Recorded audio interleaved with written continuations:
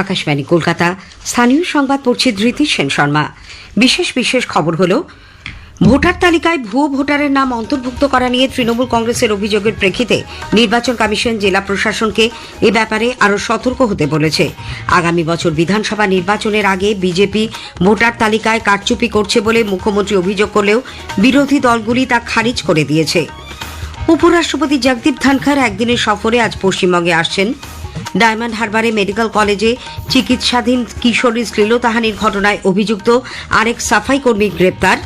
পশ্চিম বর্ধমানের পাড়াগড়ে রবিবার গভীর রাতে চন্দননগরে তরুণের মৃত্যুর ঘটনায় ধৃত গাড়ির চালক ও মালিক বাবলু যাদবকে আজ দুর্গাপুর আদালতে তোলা হবে।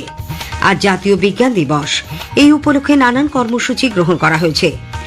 নানা অনুষ্ঠানের মধ্যে দিয়ে আজ বিশ্ব বিরল রোগ দিবসও পালিত হচ্ছে।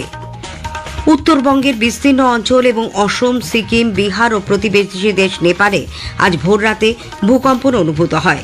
ক্ষয়ক্ষতির অবশ্য কোনো খবর নেই। আইএসএল ফুটবলে আজ মোহামেডান স্পোর্টিং ওড়িশা এফসির মুখোমুখি হবে। আসছি বিস্তারিত খবরে।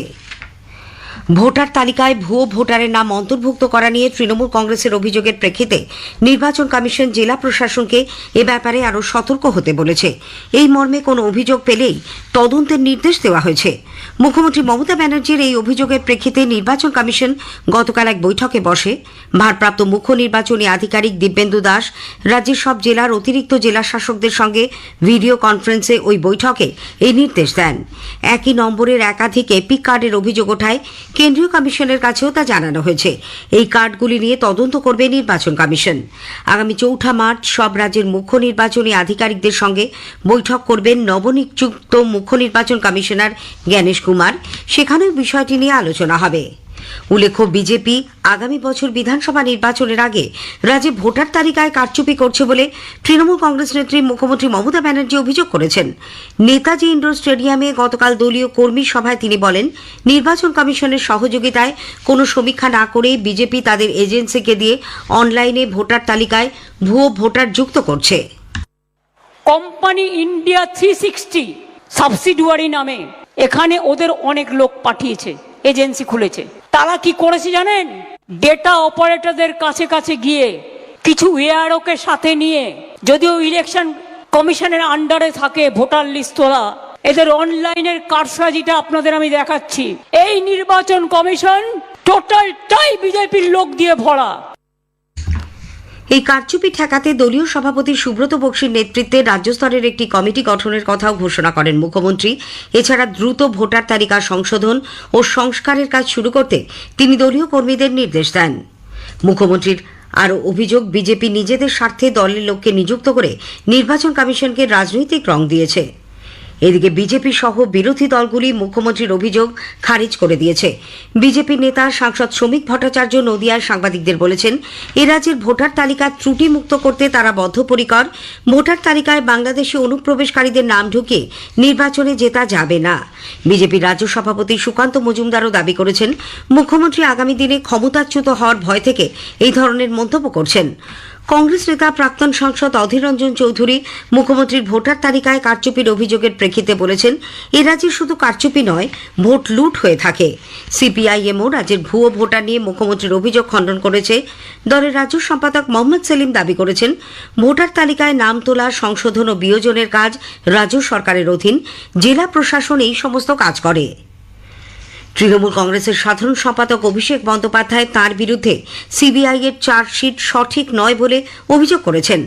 নেতাজি ইন্ডোরে গতকাল দলীয় সভায় অভিষেক এই অভিযোগ নিয়ে বলেন, চার্জশিটে 2 জায়গায় নাম আছে, কিন্তু কোনো পরিচয় উল্লেখ করা হয়নি। ইডি সিবিআইকে দিয়ে দলের নেতাদের হয়রান করা হচ্ছে বলেও তাঁর দাবি। অভিষেক বন্দ্যোপাধ্যায় কে, বাড়ি কোথায়, সাংসদ না বিধায়ক না পঞ্চায়েত প্রধান, কোথায় থাকে, কার ছেলে, কোনো পরিচয় নেই। বিজেপি নেতারা যেমন ভাববাচ্ছে কথা বলতো, ইডি সিবিআই এখন ভাববাচ্ছে কথা বলছে। অভিষেক ব্যানার্জির বিরুদ্ধে সিবিআই চার্জশিট দিয়েছে।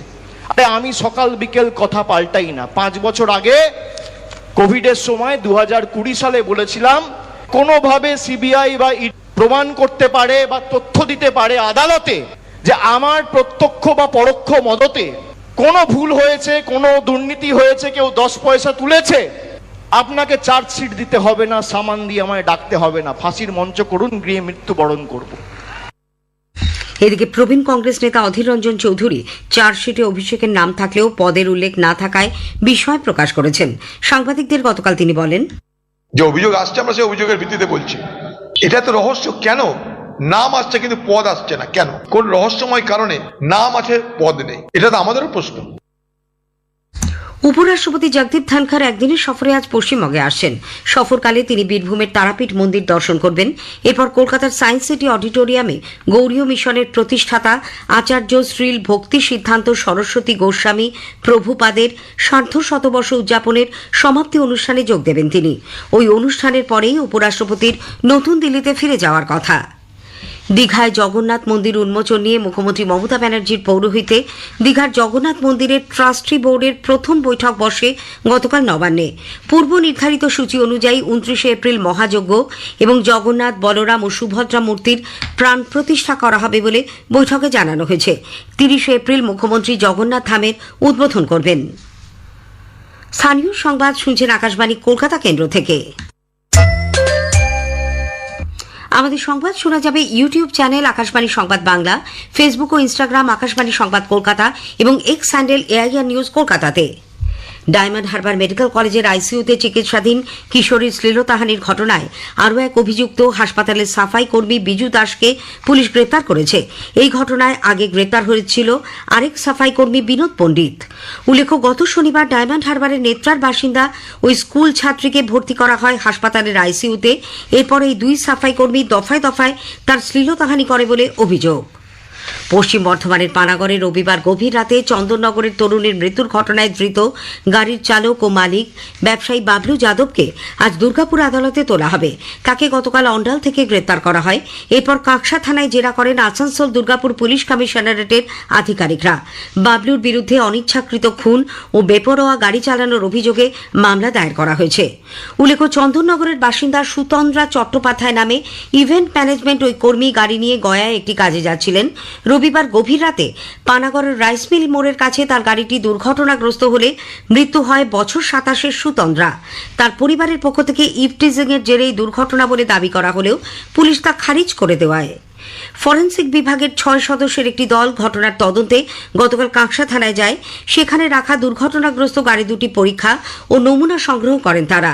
অন্যদিকে সুতন্ত্রার 2 সহকর্মী ও সহযাত্রী মিন্টু মণ্ডল ও প্রদীপ দত্ত গতকাল দুর্গাপুর আদালতে ম্যাজিস্ট্রেটের সামনে গোপন জবানবন্দি দেন। বিজেপি নেত্রী বিধায়ক অগ্নিমিত্রা পাল অভিযোগ করেছেন, পানাগড়ের ঘটনায় পুলিশ বিষয়টি গুলিয়ে দেওয়ার চেষ্টা করছে। রাজ্য জুড়ে নারী নির্যাতন, খুন, ধর্ষণ ও মহিলাদের নিরাপত্তা দিতে পুলিশি ব্যর্থতার প্রতিবাদে গতকাল জেলা বিজেপি দুর্গাপুর ডিসি অফিস ঘেরাওয়ের সময় অগ্নিমিত্রা অভিযোগ করেন, তৃণমূল কংগ্রেসের মদতে এই রাজ্য সমাজ বিরোধীদের দখলে চলে গেছে। কোনো মহিলার মৃত্যু হলেই পুলিশ তা ধামা চাপা দেওয়ার চেষ্টা করছে। তৃণমূলের পতাকাটা ধরলে হলো। মমতা ব্যানার্জির আশীর্বাদ আছে, কারণ এই রাজ্যটা আজকে অ্যান্টি সোশ্যালরা চালায়। সিপি হঠাৎ জানলেন কি করে যে কয়েক ঘন্টার মধ্যে উনি বলে দিলেন যে না রেশারেশি? পুলিশ পেট্রোল ভ্যান যদি থাকে তাহলে তারা কি করছিল? তারা দেখতে পায়নি যে রেস লাগিয়ে যাচ্ছে, তারা আটকাতে পারেনি? যখনই কোনো মেয়ের মৃত্যু হয়, সে ধর্ষণ করে হোক কি এরকম খুন করে হোক, তখনই পুলিশ পুরো বিষয়টাকে গুলিয়ে দেবার চেষ্টা করে। অভয়ার সময়তেও আমরা দেখেছিলাম আমাদের পুলিশ কমিশনার বিনীত গোয়েল, তিনি ব্যাপারটাকে গুলিয়ে দেওয়ার চেষ্টা করেছে এবং গুলিয়ে দিয়ে। আরজিকর হাসপাতালে নির্যাতিতা তরুণী চিকিৎসকের বাবা মা বলেছেন, সিবিআই এর তদন্তের উপর তাদের পূর্ণ আস্থা রয়েছে। দিল্লি গিয়ে গতকাল তারা কেন্দ্রীয় তদন্ত ব্যুরো সিবিআই এর অধিকর্তার সঙ্গে দেখা করেন। পরে সাংবাদিকদের বলেন, সিবিআই এর অধিকর্তা তাদের ন্যায় বিচারের আশ্বাস দিয়েছেন। এদিকে আরজিকরের মতন নৃশংস ঘটনার তদন্তে সিবিআই সম্পূর্ণ ব্যর্থ বলে মুখ্যমন্ত্রী মমতা ব্যানার্জি অভিযোগ করেছেন। আজ জাতীয় বিজ্ঞান দিবস। 1928 সালের 28 ফেব্রুয়ারি বিশিষ্ট বিজ্ঞানী সিভি রমনের পদার্থবিদ্যায় রমন এফেক্ট আবিষ্কারের স্মরণে প্রতি বছর এই দিনটি বিজ্ঞান দিবস হিসেবে পালিত হয়ে থাকে। এবছরের বিজ্ঞান দিবসের থিম বিজ্ঞান ও উদ্ভাবনের বিশ্বব্যাপী নেতৃত্বে ভারতীয় যুব সমাজের ক্ষমতায়ন এবং বিকশিত ভারতের বিস্তার। এই উপলক্ষে বিভিন্ন কর্মসূচি গ্রহণ করা হয়েছে। কলকাতায় বিড়লা কারিগরি ও শিল্প সংগ্রহশালা BITM এ সারাদিনব্যাপী অনুষ্ঠানের অঙ্গ হিসেবে প্রশ্নোত্তর ও প্রবন্ধ প্রতিযোগিতা, বিশেষ আলোচনা, দিন ও রাতের আকাশ পর্যবেক্ষণ সহ নানান কর্মসূচি গ্রহণ করা হয়েছে।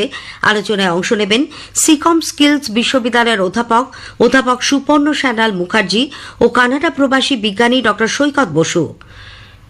বিজ্ঞান দিবসের তাৎপর্য ব্যাখ্যা করে ড বসু আমাদের প্রতিনিধিকে বলেন, আন্দামান নিকোবর দ্বীপপুঞ্জে যে অসংখ্য জারোয়া, গ্রেট আন্দামানিজ, নিকোবরিজ, সেন্টিনালিজ বা ভারতবর্ষের যে ভার্নারেবল ট্রাইবাল গোষ্ঠীগুলো রয়েছে তাদের কথা, তাদের প্রযুক্তি, তাদের জীবনযাত্রা এবং তারা এই ভারতীয় জনজীবনের প্রযুক্তিগত উন্নয়নের সাথে সেগুলো কিভাবে সম্পৃক্ত করতে পারি এবং কিভাবে তাদের মাধ্যমেও বিজ্ঞানের সচেতনতা ছড়িয়ে ফেলা যায়, যাতে ভারতের প্রান্তিক মানুষগুলোর মধ্যেও এই বিজ্ঞানের সচেতনতা ছড়িয়ে দেয়, এই নিয়ে আমরা বিশেষ আলোচনা সাথে ছাত্রছাত্রীদের সাথে মিলিত হব। আজ বিশ্ব বিরল রোগ দিবস। এই রোগ সম্পর্কে সচেতনতার প্রসার ও এই ধরনের রোগ চিহ্নিত করে আক্রান্তদের চিকিৎসায় আওতায় আনার লক্ষ্যে বিভিন্ন কর্মসূচির মধ্যে দিয়ে দিনটি পালিত হচ্ছে।